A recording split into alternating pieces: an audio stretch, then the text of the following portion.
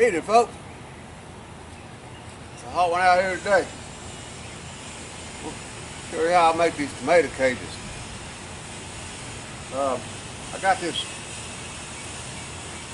wire mesh here. It's 42 inches tall and it's 7 foot long. And really you only want it. I've tried them 4 foot long before. That makes, when you roll it up, you know, it makes the tomato cage too small. I cut them 5 foot length, you know, this way. That way, when you do curl it, you know, you got room here like that. I'll show you here in a minute. But I've got most of them cut like that. I just use these old bolt cutters. You can use hand tools if your hands are strong enough. Mine's not anymore. But these are 6-inch squares. And the reason for that is when you have your tomato cage, you know, your tomatoes are inside your cage, well, you can stick your hand in there, you know, get your tomatoes. Well, this is going on my cherry tomatoes, but you still want to stick your hand through there to, you know, get the cherry tomatoes. But let me show you what I'm doing here. You can see this, these squares, I cut them like this and leave this spike sticking out. And when you roll them up, you know, you have some, you can bend them and, you know, hook the other end. I'll show you.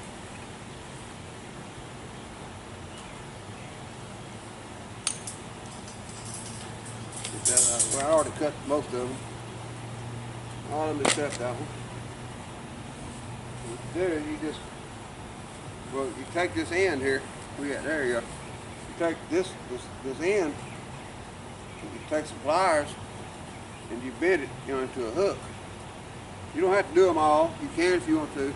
You don't have to do them all like that. I just do one here, one on the top, one on the bottom, and one in the middle. That's all you need. And then the ones that's still sticking out, when you make the cage like this.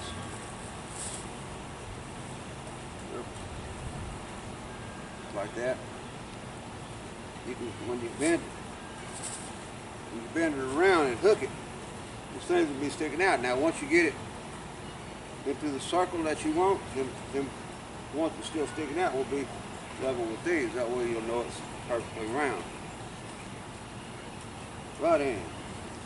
Let me see if I can carry you over here. I've got a couple already in place. See what I can do here without making out too dizzy. Okay, here we go. Oh man, it's right here in this sunshine. It's hot out here.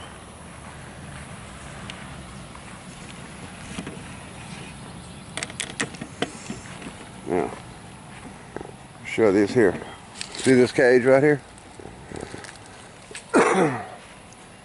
Now that's what you want. See how round it is? Well, that right there, you know, well, I mean, it ain't gonna be perfect. But look at all them tomatoes. Those are the big boy tomatoes. Here, actually there's 4 plants, but I planted them so close together. 2 went on one cage and 2 went on the other here. But now these are my cherry tomatoes right here. You can see them little cherry tomatoes. I got some of them. There's one. It's turning orange now. You can see it. Anyhow, it's in there. There it is. Between the shadow and the leaf. But there's a few of them that's turning orange now. I got to get some bird netting. Bird netting, I'll drape over it, you know, over the garden, and, you know, secure it when birds can't get it. This is the bird netting right here. See this stuff right here? Birds can't get in it. So that's my blackberries. It's helped, man, because I've got more blackberries this year since I put the bird netting on. than I ever have. But anyhow, that's how I make my tomato cages. Now once you, I'd say after season's over and all the tomato plants die and everything, you know, you're gonna have vines on it and everything. I've seen people put them in a barrel with fire, you know, going into your burning barrel. Just drop your tomato cage in there and it burns the old limbs off and all the old weeds and stuff like that off. And speaking of weeds, you can probably see behind it. I'll let the weeds go, man. They got better of me. I've been whittling on it, trying to get them taken care of, and just a little at a time. Oh, look, there's a squash I gotta get right down there. I pick it up. See, what I do is I just go in here and chop it and let them drop. They call them chop and drop. Makes a good fertilizer too.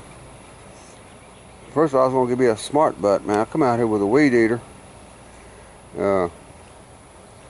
Chopped, I think a couple of, these are my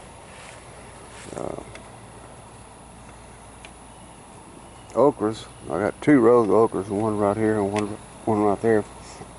I got a couple of okra plants with my weed eater. Then I got a couple of onion plants. Then over there where it's real bad, that's where my tomato plants, my potato plants are. Well, it's so bad I can't even get in there with a weed eater, and I already chopped some of those, and but you can't see the potato plants. But the ones that I chopped, I went ahead and dug up.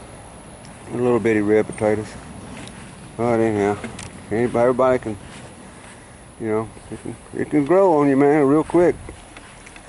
But that's how I make my tomato cages.